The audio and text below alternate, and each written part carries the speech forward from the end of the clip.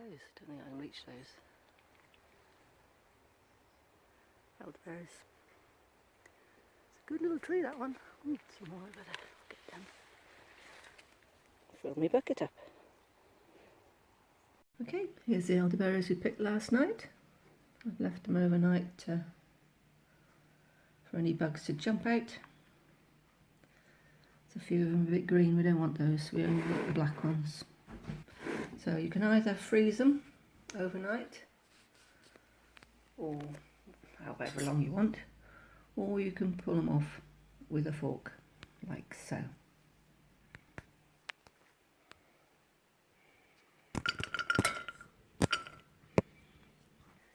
Yes, it's quite time consuming, but therapeutic. You're better off doing it outside really, except it's dark now, because they fly everywhere and they're quite, they do stain. Anyway, some help.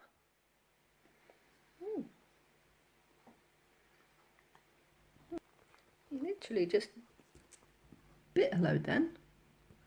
You're a strange cat, aren't you? Yeah, witch's cat. In case you didn't know, every bit of the elder tree is poisonous, apart from the berries, which they're not very good. I think give you a bellyache if you ate them without cooking them or fermenting them. So, but very special, aren't they? Look, I made elderberry syrup last year.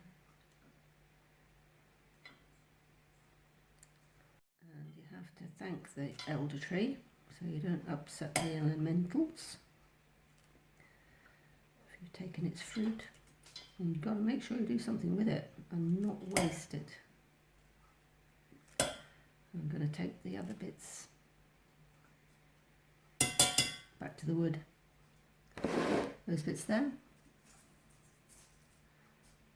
so that any little berries are left over, they never know, they might form a little tree. Never know. That one's a bit on the green side. To sort that one out. It's worth taking your time. What would I be doing? Watching a telly. Probably could watch a telly at the same time. If we had one. All gone. There's quite a few there, look. Shall I give them a rinse or shall I just freeze them? Well, they were picked in the rain, so they were rain washed. They're not mouldy. If I don't do something about them, they will be mouldy pretty soon. So yeah, 24 ounces, 2 lots of 12 ounces elderberries. Here goes. I was gonna been wanting to make elderberry mead since 10 years or so. So we're gonna have a go. Already picked and dealt with those elderberries and frozen them. That's about £2 of elderberries, and that's 2.2 a kilo of honey, but you know, it'll do, and some spices. And obviously we need some water. I think I'm going to put it in the bucket for now, just for the first fermentation, and then I'll put it in the demijohn afterwards. That'll be part 2. Okay, all you really need are elderberries and honey. It's not strictly a mead, it's a melomel if it's a fruit mead, but anyway, I'm going to call it elderberry mead for now, because it makes sense. Okay, you probably don't need the rest, but I'm just going to make it slightly spicy with a little bit of nutmeg, a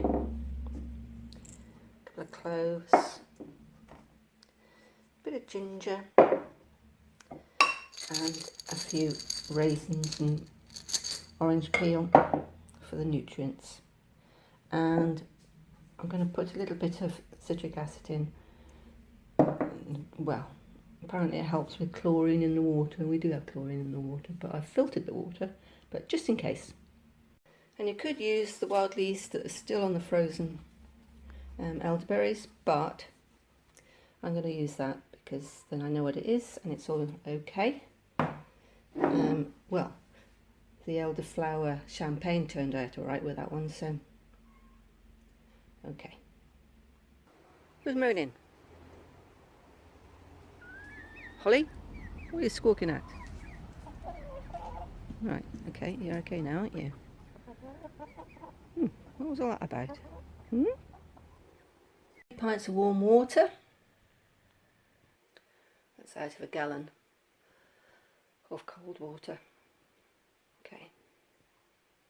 Might put more than a gallon in, to be honest, because you always lose a bit. So if I put a couple of pints more, I reckon we'll end up with a gallon of mead, with a bit of luck. I was going to make it outside, but I don't want any flies getting in it, so. Warm water, well, quite hot, really. So, might do a couple of elderberries in there. So, first of all, we're going to put the honey in. What I'll do, I'll put a bit of hot water in there as well. Make sure I've got all the honey. It's really nice honey. Really floral. Okay, stir. I'm recycling this antiviral white bucket. I could do it in demijohn, but when you're using fruit, it's difficult to clean it afterwards, so I'll use that on the second half. Just saying, I have made elderberry wine before, and it was gorgeous actually. But I've not made mead. The only difference really is it's honey, not sugar. So it's very precious, this honey. A lot of bees worked very hard for this, so I'm going to make the most of it. Citric acid, just to make sure everything's okay. That should do it.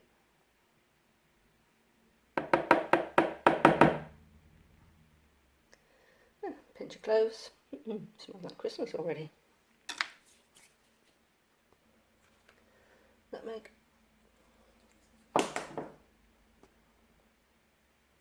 Ginger. I should have some cinnamon. Maybe I can find some after. That would be just mead if I just added water to that and yeast.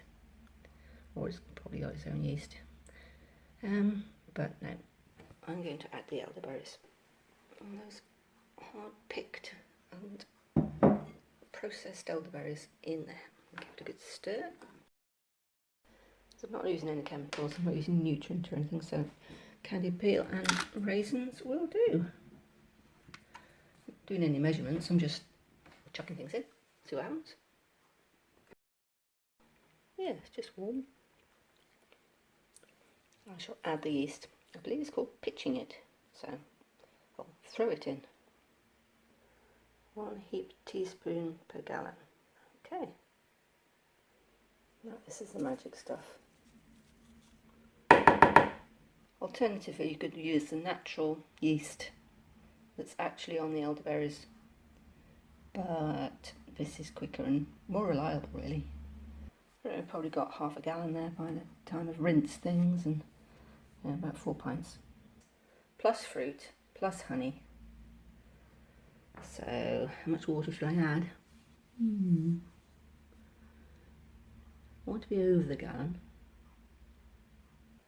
I think that's a gallon and a couple of pints, so that will allow for the sediment. You always lose over a pint of sediment. You do the wine anyway, so let's see the mead. See if I can find the lid, but otherwise I'll just put a tea towel on top to stop any flies getting in, and keep checking it. Stir it for a week or so and then leave it. See you in a week. Perhaps I should just say some costs here. The honey was, what was it? There we go. That was £11 something. Very nice too. Otherwise everything else is free. Herbs, pinch of herbs and whatnot. Pennies, so. Yep, tuck it up